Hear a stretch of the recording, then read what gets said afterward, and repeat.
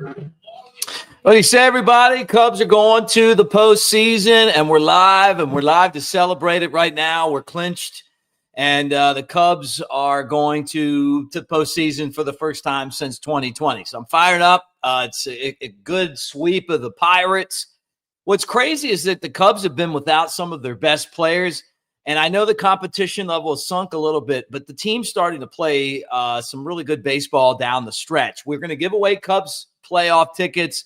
So make sure that as you guys hang out, you hit that QR code there, Mick Nation, AveD, and let's talk some Cubs baseball. Get in the comments section. Let's talk. Let's do this, man. I mean, this is – think about the last couple years since we put this channel together, right? The heartbreak that we had. And I know I've been a Cubs fan for 40 years. You guys understand. We've had heartbreak over the years, right? Last year, I thought was more eyewash. 2 years ago, should have made the playoffs, fell off late. This year came in and said, hey, we're going to do everything we can to try to put a roster together that can win 90. If we win 90, we're going to get in. And they do it with win number 87.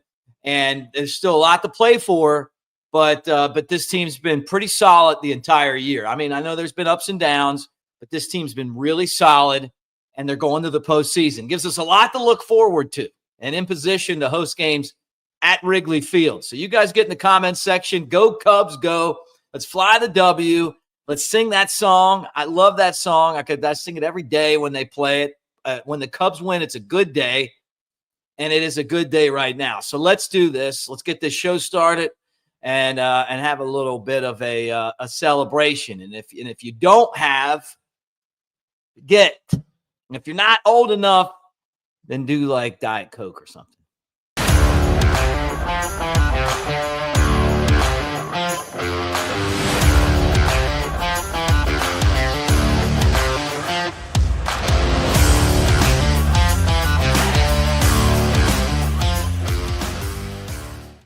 I don't want to scream, but I am happy, okay?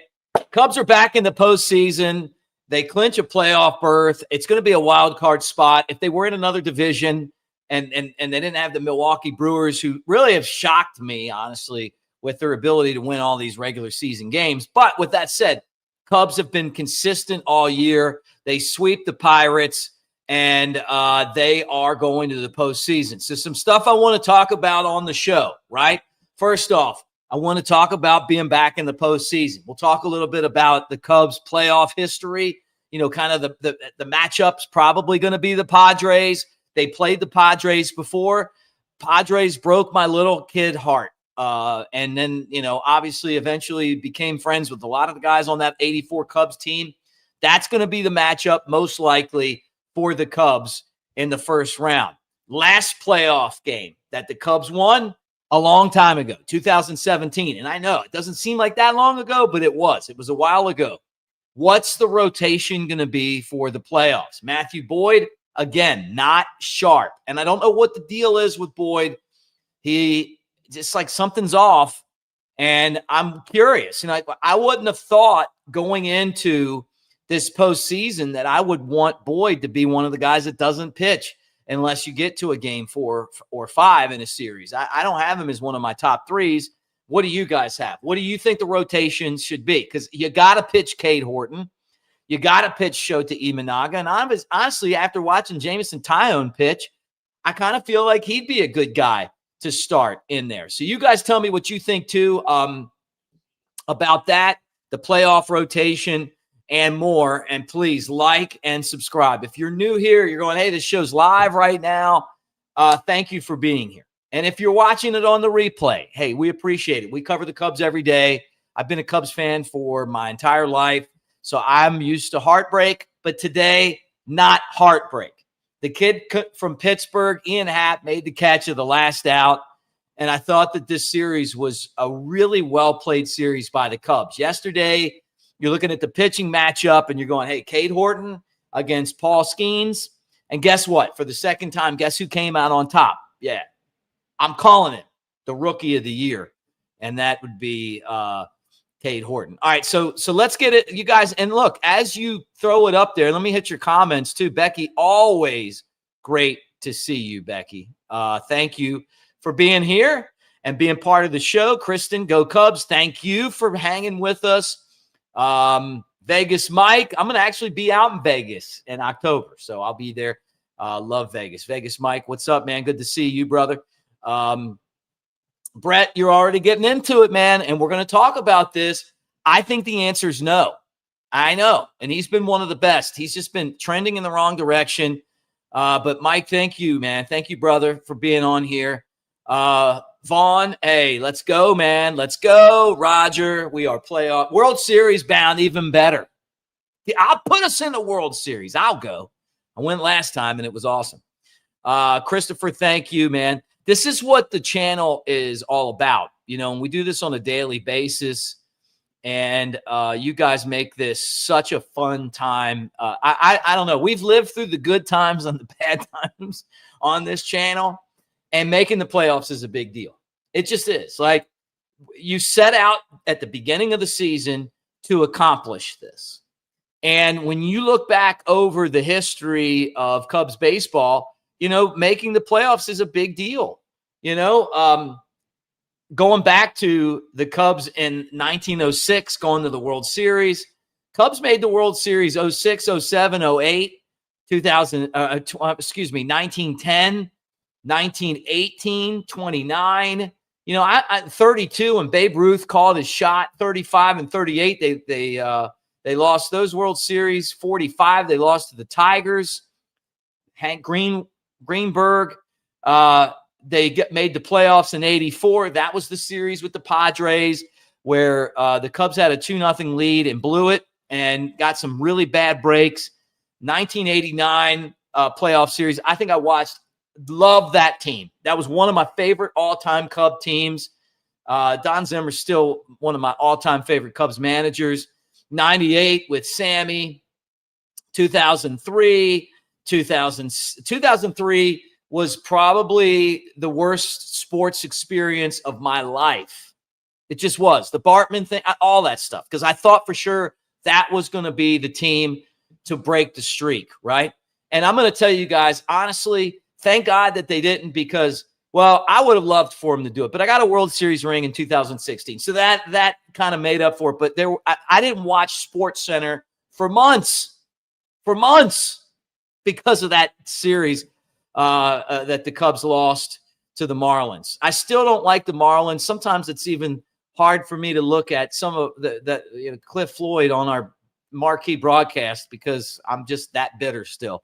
2007 playoff series, 2008. Those were two of my favorite Cubs playoff teams, 2007 and 2008. That's when I was with the organization at that point. D. Lee at first, love him. Soriano, Ramos Ramirez, like all that. Those Cubs teams meant a lot to me. I wish that they would have done something in the postseason, but they got there and they lost. 2015 was one of my, I'd say 89 was one of my favorites, right? Because as a kid, I used to like hook school and watch that team play. 2003, I thought we had it. I think I watched as many of the games as I could have back then. 7 and 8, I work with the organization. I know the guys. Like, I really want that team to win. 2015, still with the organization.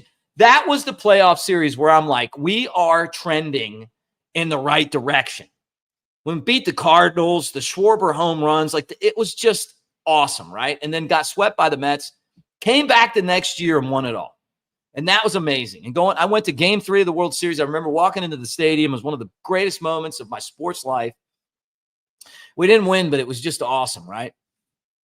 And then games 4 and 5 were incredible. And then, I know a lot of you guys actually went to games 6 and 7 and all that. 2017, that's the last series that the Cubs won. And if you would have told me that we were going to be sitting here right now going, man, we haven't won a playoff series since 2017. In 2017, I've been like, man, you're crazy. This organization is set up to win, and they didn't. They just didn't. And part of it is that maybe because of the just the colossal nature of the Cubs winning the World Series in 2016, that and maybe it's bad luck. I don't know. But then 2018 and 2020, the Cubs were a wild card team and lost. 2018 was that extra inning game. They couldn't score against the Rockies. That was a disappointment. And then the last time the Cubs made the playoffs was 2020. And that game was another one of those games where, like you look back at it and you feel like, man, I mean, I wish that the Cubs would have been able to do something. But it was Kyle Hendricks getting beat that 5-run seventh inning. Cubs had a 1-0 lead, 5-run seventh at Wrigley. They lost to the Marlins. And I hate playing the Marlins, honestly. Just keep me out of here. All right, so here we go. I see you guys in the comments section. And thank you, Christopher. I devastated is not a word that even describes how hurt I was when the Bartman incident happened in that game. And I guess we don't really even blame him anymore. But cheers to all of you guys that are hanging out right here as we celebrate.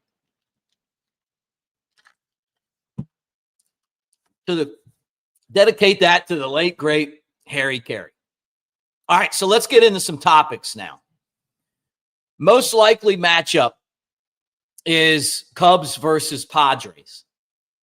Padres are a team. They're such a weird matchup because I look at them on paper and I'm like, man, they got a pretty sweet lineup.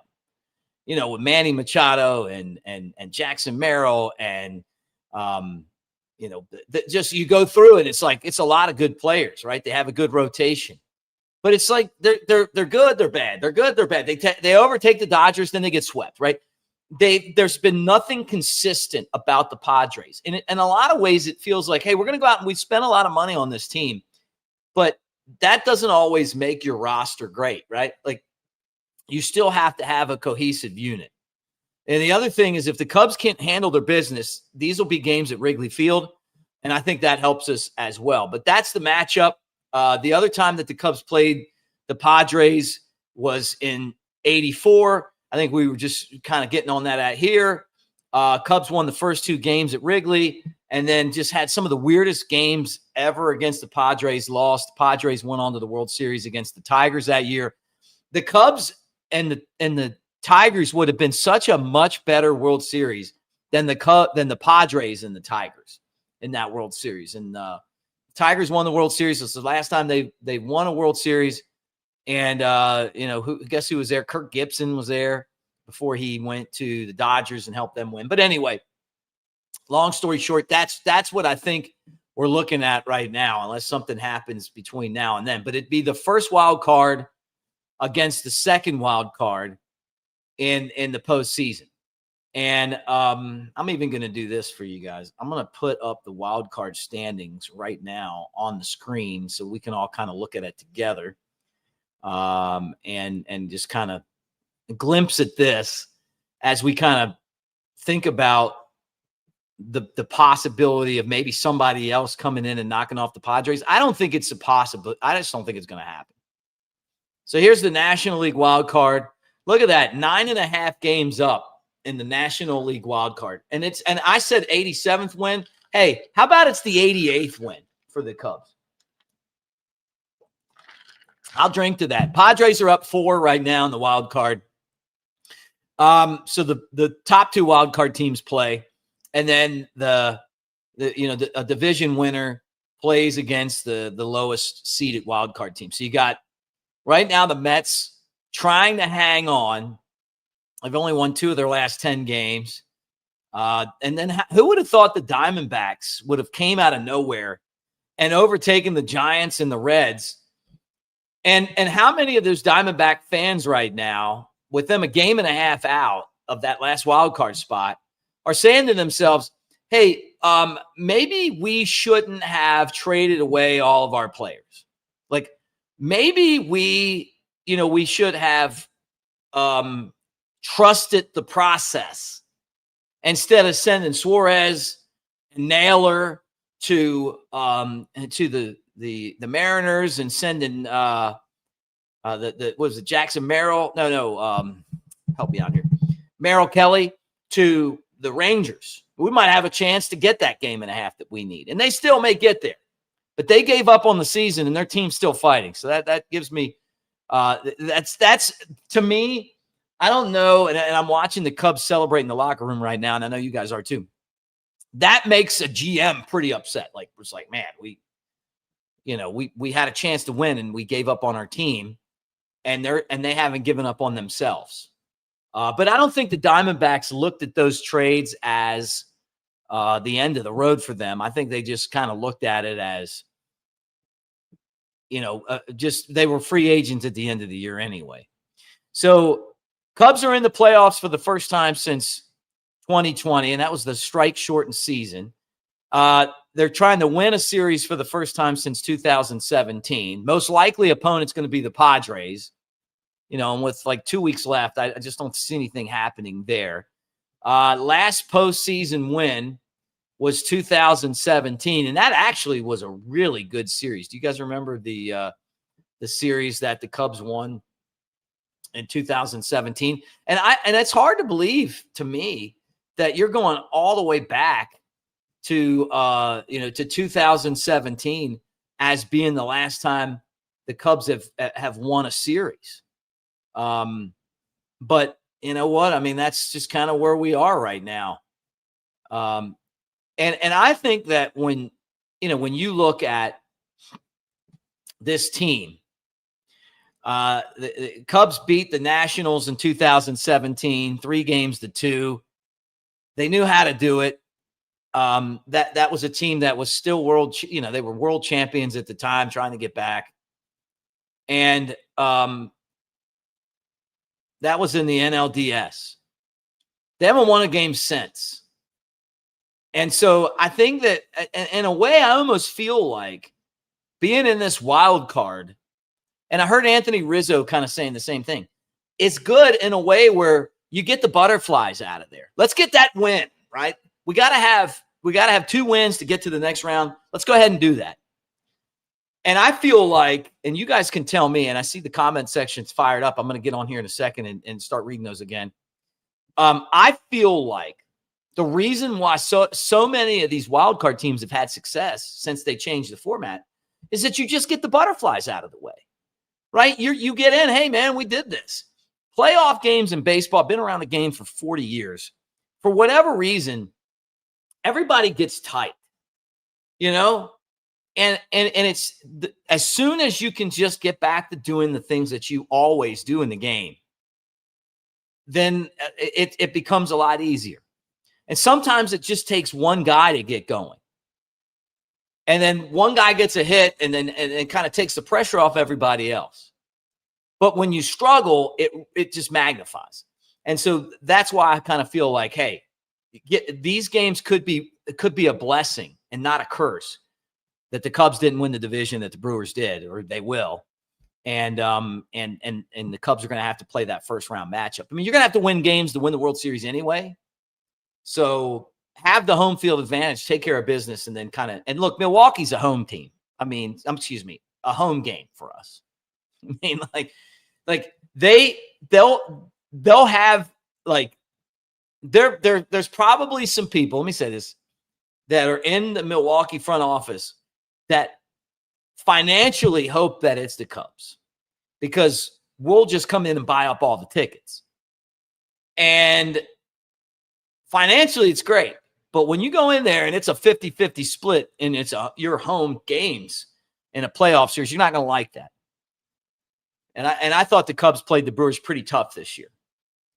I think if Craig Counsell would have made a better lineup the last game of that series, we'd have taken 4 out of 5 against them, and they wouldn't be feeling so comfortable right now. But some of these lineups baffle me every day. I feel like some analytics computer makes them, and that's a whole nother topic. And I don't want to ruin our happy celebration right now. All right, let's look, Smith family right here. He's like, hope Milwaukee ends up number 1 seed. We'll win the wild card in the matchup against Milwaukee. Dude, I'm with you on that. Smith family with the Bills logo. I want them. I want us to play them. And that's no disrespect to them. They're a great team, but bring them on. If we get there, I'm more worried about the Padres. And Harry, you're right. We do owe them from 84. I talked to Rhino about 84, Jody Davis about 84, Bobby Dernier about 84. Just some bad breaks, man. That was a great team. And you're right, man. The third best record in the NL. And do you feel like the Cubs have played the best baseball that they can play yet? That's the question that I have as we kind of take this road into the postseason. They're getting a taste of champagne. This is a young team. Pressure's off. We're in now. And I think that they could taste a lot more champagne before now and then, right? Omar's like, hey, man, money doesn't make the players great. You're right, man. What makes players great is when they're selfless. Because it makes teams great. When you go out there and you're doing things to help everybody around you have success, that makes everybody on the team play better because you're not worried about your own stats. And that's what's cool about baseball. Javier, man, good to see you. They're in. Let's go, man. Look, Jake, I'm such a fan of this guy right here. Do you guys like this guy? I love this guy. If there was ever a logo that baseball made, when you mix the Cubs and I mean, like, I'm the guy that goes to Wrigley for concerts. Like throw it together for me. Nothing's going to ever beat nothing. And thank you, brother. Nothing is ever going to beat a Cubs game at Wrigley, but those concerts are pretty cool. Michael, man, thank you, man. Thank you. But look, all right, let me get into the next topic here, because I know a lot of you guys are kind of you're already chomping at the bit to get into this. Playoff rotation. And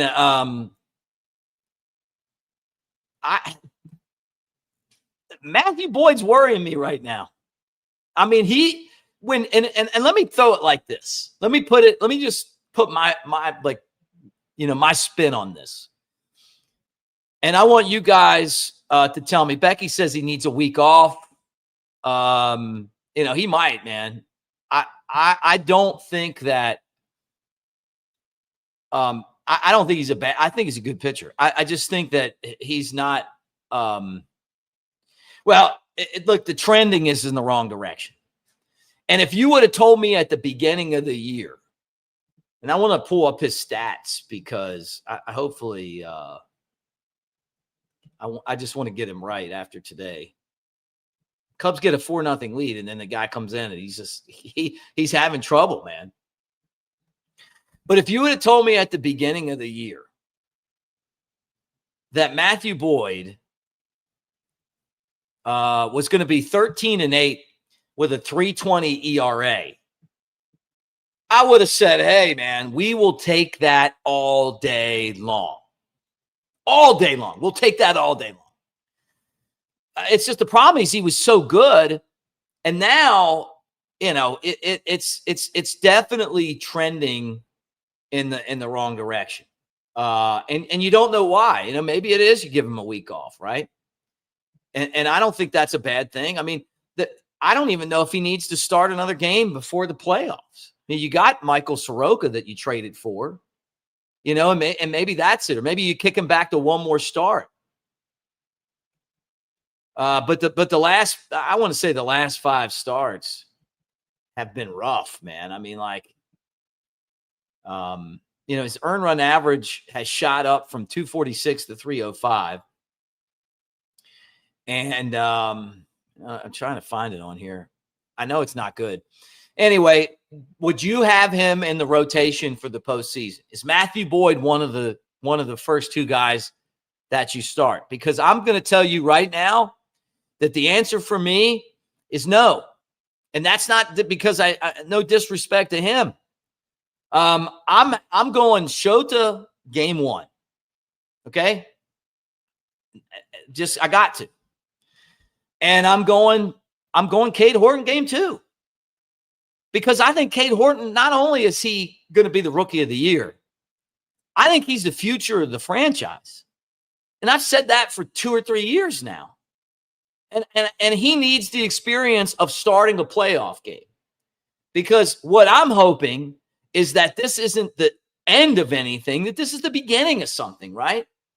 And you want to have him get out there and be able to get the experience.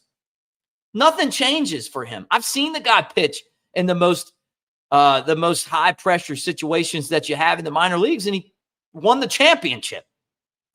So I'm guessing if there's a game 3, I'm going Boyd, but I don't even know. I mean, I kind of feel like if we get the Jameson Taillon that we saw yesterday, Boyd might be game 4 or maybe next series, right? So I'm saying Shota, Horton, Boyd, or Taillon. And that's where I'm at on this. And the thing about Cade Horton is this, that they have protected him because they don't really let him go through the lineup for the 3rd time. But that's how all the playoff teams are going to be. You'll see it. You know, when the Kansas City Royals won the World Series in 2015, it was like, you know, they'd get into a game. They got to get into the 5th or 6th inning, and then they'd bring their bullpen in, and then nobody could hit them. And now every team does that. It wasn't really done like that back then. You know, Giants had Madison Bumgarner. You know, they just throw him out there. When they shocked the Royals in, what was it, 2000? Say maybe 13. You know, whatever that year was. But you know, Royals came back and beat the Mets, and they did it with that. So Bears fan says Horton game 1, Shota game 2. The only problem I have with that is this, and here's why I would go with Shota game 1 and Horton game 2. It's just leading into these games, right? Like going out there that first game, all the flashbulbs, all the energy, all of the nerves, you know, let Shota handle that. He's a veteran. You guys love him. We all do, right? Like, he's built for this. And he's been the ace. You know, he's your opening day guy. Like, you build the rotation around Shota Imanaga, like, no doubt. So I'm going. That's why I'm going Shota first. And I just feel like in a way, I mean, even though no one's pitched better than Horton, and I think he could do well, I think it's just better to just let him kind of watch a game, and then kind of roll from there. What I would really like is the Padres to have to push to make the playoffs. I don't think that's going to be the case, where it kind of messes up their rotation. But you know, because the Padres have some pretty good pitching. And the funny thing about the playoffs is just how you get to the point where you're like, man, you know, you're going with your best, they're going with their best, right? Dylan Cease, Yu Darvish, you guys know those names. Randy Vasquez, Hector Cortez, and and that crew. I mean, their bullpen's pretty good. You know, and you talk about some of the star players on that team, Manny Machado and Fernando Tatis Jr. and Jackson Merrill. I mean, they got some ballers, man. I mean, they are. But you know, when I'm going to tell you this, when I realized that the Cubs were going to be a good team this year is when in the beginning of the season we beat them. And I'm like, you know what? Okay. You know, and the Dodgers. You know, and those are teams that spend a ton of money on those rosters. And the Padres have like mortgaged their future with some of the trades that they've made. So That's what I'm looking at on the rotation part of things. Now, the other big question that we got to address on here, and this is one of those deals where you really are concerned, at least I am, is Kyle Tucker going to be there? And is Kyle Tucker, it's not even is he going to be there, is he going to be ready, right? And so the latest news on him is that his right calf injury is not getting better. It's just not. And so according to our friend Taylor McGregor, Marquis, love Taylor, no Taylor, she's great. He left this morning to go to a group in Tampa to have his left calf looked at and basically try to figure out another way to do some therapy for it. I guess to me, like, he's been injured since September 2nd. And it just felt like the Cubs just didn't get this. Like, it's like, well, he's injured, but we're going to keep him on the roster and we're going to keep pushing him. They should have put Owen Casey in right field that day and sat this guy and got him healthy. And they didn't. And it just kept lingering and lingering and lingering and lingering and lingering. And now you're to the point. And look, there could be something that's wrong that we don't, that there's nothing they could have done about it, right? He got injured on September 2nd, and then he's been like officially out since September 9th. He's eligible to come off of the IL, but he's not ready. And there's not that many days left between now and the postseason. So you're not going to have your best player. So they're going to have to figure out a way to do it without him or hope that he's back. But just because he's back doesn't mean that he's back and he's ready to be successful, because we saw it this year too, where he was dragging down the lineup because he was hurt playing. And whether it was a fracture in his hand, which we kind of thought maybe that could be the case, from the point he was injured in June, he just wasn't the same guy. Although what I will say, and you guys know this too, is that when he's healthy, these guy's a beast. So that's another thing that we're keeping an eye on between now and the playoff series. The good thing for the Cubs is that they got a huge lead and there's not that many games left, and they don't really need him. The other thing that's good about this, if you're Craig Counsell, is that you can go now and kind of start setting up things for the postseason. You can rest guys that need rest. But the other thing that you want to do is you want to play guys that don't play a lot. And I'm going to tell you why. It's because if you get into the postseason and you need somebody in a spot, like say you got a guy that Turner off the bench, you got to get him at bats. Because you can't just ask him if he hadn't played in a long time to come out. So you'll see guys like him get playing time, I'm guessing, just to get them ready for situations in the postseason.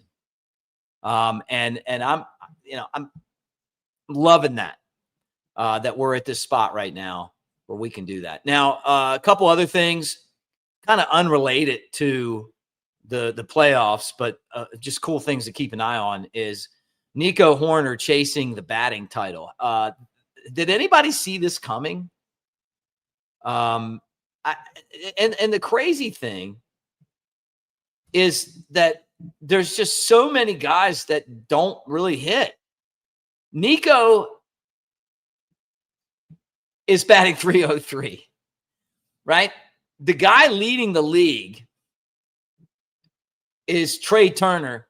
He's batting 305, but he's injured, so he's not even going to play.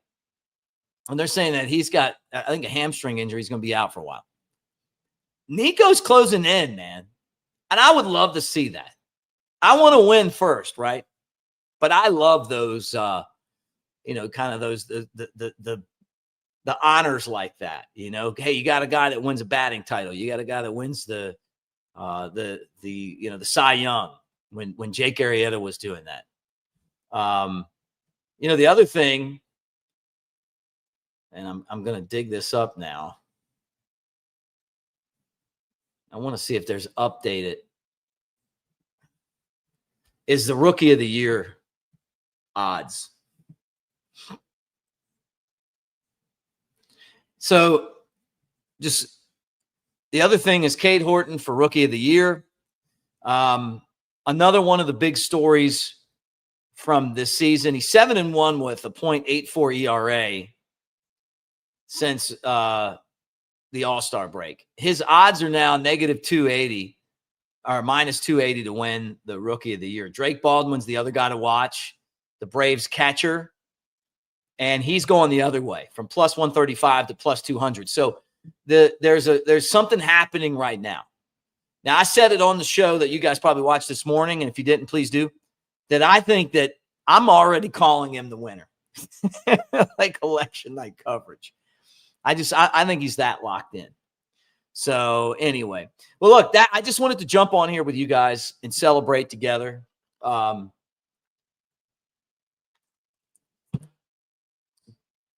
Thank you for being here. Make sure you give a thumbs up. Celebrate the Cubs. What a great day. This is what it's all about.